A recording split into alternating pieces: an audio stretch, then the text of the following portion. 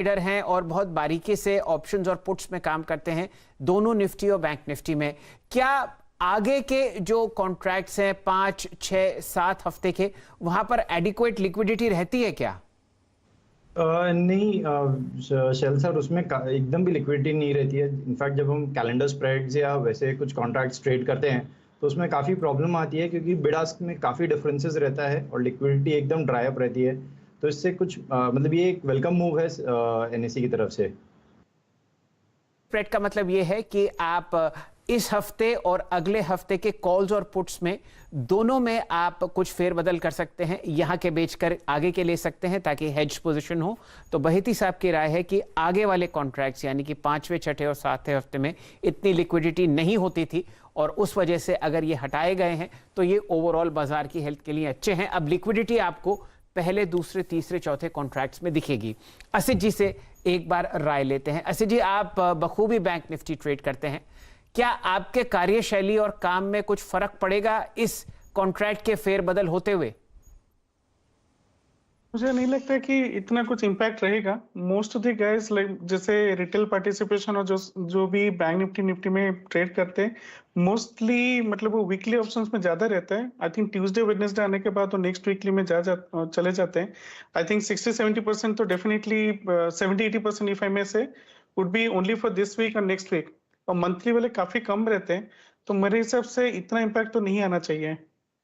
असित जी तो वैसे भी 1 या 2 दिन का दायरा ही रखते हैं अपने ट्रेड्स में, तो आपके लिए तो मेरे ख्याल से इतना लंबा का जो ऑप्शन अवेलेबिलिटी है उसकी इतनी यूटिलिटी नहीं है। तो अब बेसिक बात ये समझ में आ रही है कि जो 7 हफ्तों को आप हफ्ते दर हफ्ते बैंक निफ्टी में ट्रेड कर सकते थे, वो अब सीमित रहेंगे 4 हफ्ते के लिए। चलिए यहाँ पर वीरेंद्र जी से आखिरी राय ले लेते हैं इस फेरबदल के बारे में। वीरेंद्र जी, आपको क्या लगता है, लिक्विडिटी कॉन्सेंट्रेट होती हुई दिखेगी पहले 4 में? शैल जी, अभी भी अगर आप देखें वहीं तक सीमित रहती है, उसमें अगर आप देखें बहुत ज़्यादा फर्क नहीं पड़ने वाला है। और एक चीज़ आपने बिल्कुल शुरू में कही थी कि अगर आप देखें सारे के सारे वॉल्यूम्स को इन्हीं 4 अगर आप देखें कॉन्ट्रैक्ट्स तक सीमित रख पाएंगे आप। याद रखिएगा ये कदम क्यों उठाया गया है और ये अवधि क्यों है। सिर्फ 21 जनवरी से 3 मार्च तक जाइए और बैंक निफ्टी के लास्ट बजट स्पीच से 5 दिन पहले और 10 दिन बाद का इम्पैक्ट देखिए। करीब करीब बैंक निफ्टी ने 9000 पॉइंट का स्विंग दिया था मात्र 12 से 15 सेशन के अंतराल में। तो याद रखिएगा, तो ये बड़ा बदलाव है, लेकिन इसमें बहुत इम्पैक्ट नहीं पड़ेगा क्योंकि हम कंसंट्रेट करते हैं सिर्फ करंट वीकली कॉन्ट्रैक्ट पे और मंथली कॉन्ट्रैक्ट पे, तो कोई बहुत ज़्यादा प्रभाव नहीं पड़ेगा शैल जी इसका। खैर, ये था बैंक निफ्टी पे डिस्कशन। याद रखिएगा एनएससी का सर्कुलर कुछ देर में आपको अगर आप देखें तो आप स्क्रीन पे पूरे के पूरे अगर आप देखें जो चेंजेस हैं वो अवेलेबल हैं। और इस बीच कुणाल रामबिया से भी एक व्यू लेते हैं, लेकिन उससे पहले काम करते हैं उनका ट्रेड ले लेते हैं कि वो ट्रेड क्या दे रहे हैं। कुणाल जी नमस्कार। पावर ग्रिड की वो कॉल जो थी जनाब, 2 रुपये 50 पैसे की कॉल करीब करीब समझ लीजिएगा कि 3 रुपये 40 पैसे हो गई थी। कुणाल जी, आपका इस वक्त का कमीशन ट्रेड क्या है? Very good afternoon Shail ji and Veeru ji. जो मेरा आज का पहला जो ट्रेड है वो है अमारा राजा बैटरी। अब देखिए ये काउंटर ने 20 दिसंबर को एक बॉटम बनाई और वहां से लेके अब तक आप देखिए clear higher top higher bottom बन रहे हैं। आज के दिन में मैसिव वॉल्यूम पॉजिटिव था और काउंटर अभी भी near two days high trade कर रहे हैं। तो 618 जो प्रेजेंट लेवल है वहीं पे इसमें बाइंग की सलाह बनेगी। हम इसका स्टॉप लॉस रखेंगे 605 का, जो थोड़ा पोजिशनल है, बट इसका पहला टारगेट बनेगा 630 का। और जो दूसरा काउंटर इसी फॉर्मेशन में दिख रहा है वो है AB capital, Aditya Birla capital. 118 रुपए चल रहा है और जिस दिन बॉटम बनी थी 20-21 तारीख से clear higher top higher bottom चल रहा है। Retesting of the major breakout हुआ था, तो यहीं से बाइंग की सलाह बनेगी। इसका स्टॉप लॉस बनेगा 113 जो कि काफी नजदीक है, और इसका पहला टारगेट बनेगा 125। और ये दोनों काउंटर में अगर टारगेट आ जाते हैं तो हम एक ट्रेलिंग स्टॉप लॉस लगा के पोजीशन कैरी करने की सलाह देंगे। आदित्य बिरला कैपिटल आपका अगर आप देखें कन्विक्शन ट्रेड है 118.20 का, अगर आप देखें तो यहाँ पे लेवल है, इट्स अ बाय ट्रेड। करीब करीब कुणाल रामबिया जी का जो पहला ट्रेड है उससे पहले हमारा जो बैटरीज था करीब करीब 630 का लक्ष्य है और आदित्य बिरला पे 125 का, एक सेकेंड अगर आप देखें, और 620 का अगर आप देखें हमारा राजा बैटरीज पर आपका टारगेट हो गया।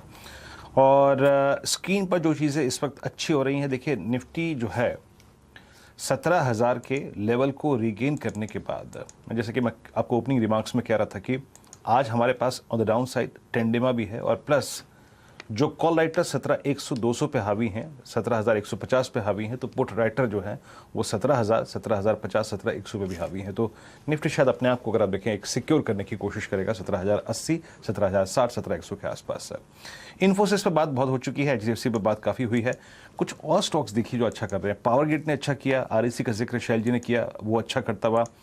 मेरे स्क्रीन पर सिंजेन अच्छा कर रहा है, बायोकॉन अच्छा कर रहा है और ग्रेनुअल्स जो है ये भी काफ़ी अच्छा खासा कर रहा है। ग्रेनुअल्स की इस कैंडल को देखकर और साथ ही साथ इसके वॉल्यूम्स को देखकर एक बात ऐसी फील हो रही है कि शायद ये इस ट्रैजेक्टरी से बाहर आने की कोशिश कर रहा है। असित, कल हमारा डिस्कशन हुआ था ग्रेनुअल्स पे 318 पे, नाउ इट्स 335, वहाँ से अगर आप देखें 18 रुपये चल चुका है। इसके वॉल्यूम और क्रॉसओवर्स जिस प्रकार के हैं एवरेजेस के, आपको देख के लग क्या रहा है? कोई बेट लेनी चाहिए इस स्टॉक पे? वीरेंद्र जी, लाइक 340 में काफी अच्छा कॉल रेटिंग है। इनफैक्ट कॉल में इसमें एडिशन हुआ है, but at the same time in the money put rating भी 340 में है। मुझे लगता है कि 340 में it might face decent amount of resistance. अगर हम कल के लोअर लेवल से लिए हुए हैं and this is the range that we have, I think इसको ट्रेलिंग स्टॉप लॉस रखना चाहिए, नहीं तो 340 के ऊपर जाएगा तो तब उसको बाय करना चाहिए। फ्रेश एंट्री का तो अभी मुझे नहीं लगता है कि करना चाहिए यहाँ पे। ये रणनीति आपके सामने ग्रैन्यूल्स इंडिया पर आती हुई दिख रही है। लगातार 3 दिन से हम लोग हरा निशान ट्रैक कर रहे हैं और इस सौदे को पहले पकड़ने वाले थे प्रकाश गावा साहब। चलिए अब ऐसा करते हैं, एक फ्रेश ब्लड यहां पर इंजेक्ट हम लोग करते हैं सिस्टम में। हमारे साथ अजीत मिश्रा साहब जुड़े हुए हैं रेलिगेट सिक्योरिटीज से। अजीत जी बताइए, कहां ध्यान और रुझान? अब निफ्टी में शायद तेजी और आपको मजबूत होती हुई दिखे, वापस फ्यूचर्स 17,100 के पार, और अगर आप बैंक निफ्टी फ्यूचर्स देखें तो 35,370 आपके सामने ट्रेड करते हुए दिखेंगे। मिश्रा साहब, कहां ध्यान और रुझान? नमस्कार शैल जी। तो शैल जी देखिए, तीसरा दिन है जहां पे कि तेजी का दौर जारी है और स्टॉक स्पेसिफिक भी काफी अच्छा मोमेंटम है। मेरा ध्यान सीमेंट्स पे है। काफी अच्छे एक करेक्टिव फेज के बाद 20 days of exponential moving average पे एक बेस फॉर्म करके अब यहां से रिकवरी में है। पूरी करेक्शन में भी जिस तरीके से मार्केट में दबाव था उस शेयर में, उस टाइम पे भी एक पॉजिटिव बायस बना हुआ था, थोड़ा बहुत प्रॉफिट टेकिंग इसने भी देखा है। बट जिस तरीके से अब रिकवरी दिख रही है, रिस्क रिवॉर्ड काफी फेवरेबल है शायद जी। 2400 का मेरे हिसाब से स्टॉप लॉस मेंटेन करके आप 2480 तक के टारगेट्स के लिए सीमेंट्स को यहाँ पे करंट लेवल्स पे लॉन्ग कर सकते हैं।